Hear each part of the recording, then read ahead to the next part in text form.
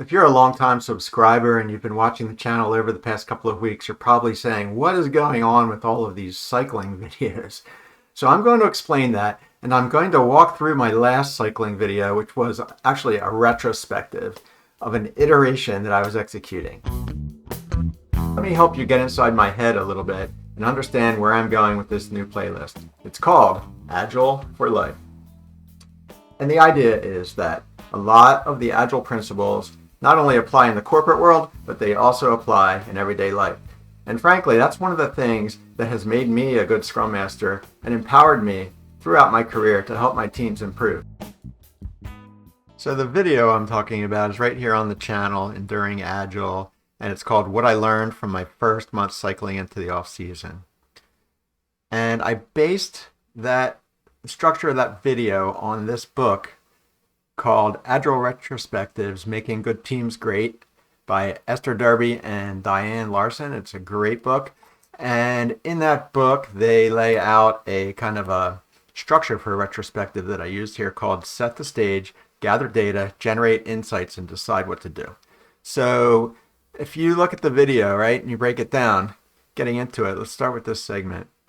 Right here, this is where I set the stage. What we're going to do is take a look at some of the observations that I've logged over the past month while lay riding. things out, and I'm basically following. Then we're going to take a look here at the riding metrics in Strava and compare those with weather data to see if we can find correlations. So then going into the next part of the video, right? This is where I start going over the data, gathering the data, right? So you can see my observations that I've collected. Adds up to bad visibility, but the thing that you can't see the most is potholes. So I go through all that, talk about all the issues and the observations that I discovered. Roads are busier. And then we go into the next phase. We analyze the data. And this was my favorite part. This is where things really start to come out. You start to think about, okay, well, what should I do about all this, right? Cycling metrics from Strava. We're looking at weather.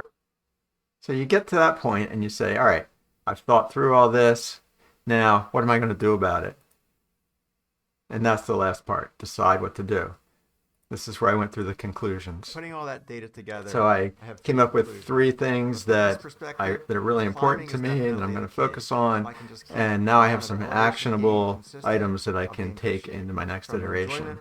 So there you go. So basically, the purpose of these videos is to kind of, in a stealthy way, cause you all to think about ways to abstract how Agile principles work in your life.